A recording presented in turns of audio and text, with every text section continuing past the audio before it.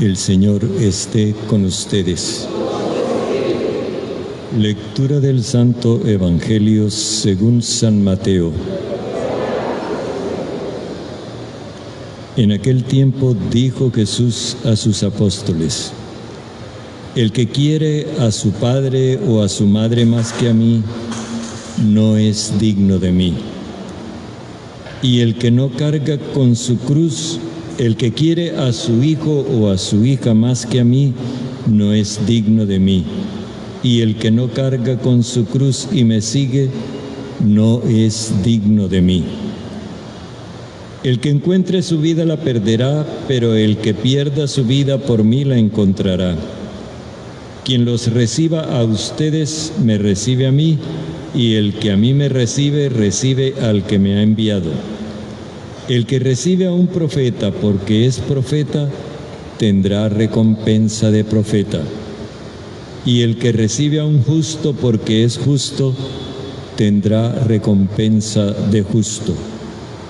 El que dé a beber, aunque no sea más que un vaso de agua fresca, a uno de estos pequeños, solo porque es discípulo mío, en verdad les digo que no perderá su recompensa.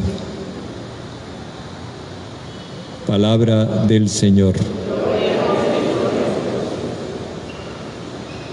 Recordemos que hace ya 2 domingos estamos hablando sobre la misión, el envío que Jesús les hace a sus discípulos, que en el fondo tiene que ver con nosotros, el envío que Jesús nos hace. Lástima que no nos queda tiempo como para derivar todas las consecuencias de este envío, porque llegaríamos a decepcionarnos incluso de nosotros como discípulos del Señor si analizáramos las cosas con más profundidad y espacio. Por lo pronto, Jesús se refiere a 3 cosas en las que dice: no es digno de mí. ¿Quién es el que no es digno de Él? El que quiera a su padre o a su madre más que a Él, el que quiera a su hijo o a su hija más que a Él, y el que no carga con su cruz y lo sigue. ¿Qué quiere decir eso? El padre y la madre son los antecesores, digamos, la vida de origen, la casa de origen, la familia de origen. El hijo y la hija son los sucesores, o sea, los hijos de quien ya ha recibido la vida. Jesús con esto lo que nos quiere dar a entender es que nosotros debemos guardarle una lealtad superior a Él antes que a quienes nos dieron la vida o a quienes la reciban de nosotros. ¿Por qué se refiere Jesús a esto? Porque en aquella sociedad el hecho de uno estar desvinculado de la familia se consideraba alta traición. Y si el discípulo tenía que desvincularse de las costumbres paganas de su familia para seguir a Jesús, pues la familia se iba a oponer. Y lo que Jesús quiere decir en este caso, la primera lealtad es conmigo. Y esto no desmejora la condición de la familia, al contrario, la aquilata, porque la familia que se afianza en el amor de Jesús es una familia que está en una condición superior en relación con la que se afianza en el amor a las costumbres. Y por eso pone lo último: el que no carga con su cruz y me sigue. Cargar la cruz no es dejarse echar encima la cruz, no. Cargar la cruz es agarrarla y echársela a uno. Es decir, se trata de algo que uno hace activamente. Uno es sujeto de la acción. Yo cargo con la cruz. Ahora, ¿qué significa la cruz? La cruz significa algo que nosotros no lo tenemos suficientemente claro porque confundimos cargar la cruz con morir en la cruz. Y son 2 cosas distintas. Cuando a una persona la condenaban a morir crucificada, eso daba a entender que esa persona era antisocial, era rebelde contra la sociedad y además un maldito por parte de Dios.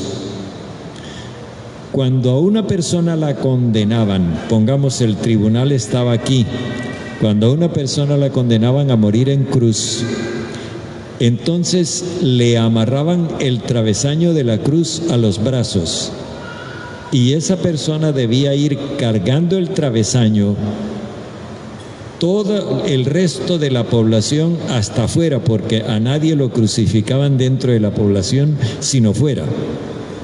Debía transitar hasta la salida de la población y lo hacía en medio de una calle que ponían las autoridades, gente de este lado y de este otro, donde estaban inclusive los parientes del que iban a justiciar, el padre, la madre, los hijos, y las autoridades los obligaban a todos a gritar insultos, a gritar improperios, a gritar maldiciones y lo que fuera contra la persona que iba a ser ajusticiada. ¿Por qué? Porque el propósito era hacer que esa persona se sintiera el ser más solitario del mundo, para que muriera sintiéndose completamente solo. Esa era la primera parte de la tortura hasta cuando llegaban, que era cuando lo crucificaban. Eso significa que Jesús nos está invitando a que nosotros en nuestra sociedad aceptemos, por eso Él habla de cargar la cruz, que cada uno acepte personalmente el rechazo de los demás, porque no vive de acuerdo con las costumbres sociales, sino de acuerdo con el Evangelio de Jesús. Yo les quiero dar un pequeño testimonio aquí, a abuelo de pájaro. En las pasadas elecciones, la campaña electoral, yo tuve que cargar la cruz porque me negué a decir por quién iba a votar. Me negué a parcializarme por alguno de los candidatos por respeto a mi investidura como párroco. Y eso me trajo bastantes críticas, amargas inclusive. Eso es cargar la cruz. Y nosotros en eso a veces estamos haciendo como la turba esa que está en la calle por donde va a pasar el que van a justiciar, gritándole toda clase de insultos y de rechazos a la persona en nombre de las costumbres, no en nombre de la fe, no en nombre del Evangelio. Y es a eso a lo que se refiere Jesús, que uno esté dispuesto a aceptar esas cosas sin amargarse y sin dejarse llenar de odio.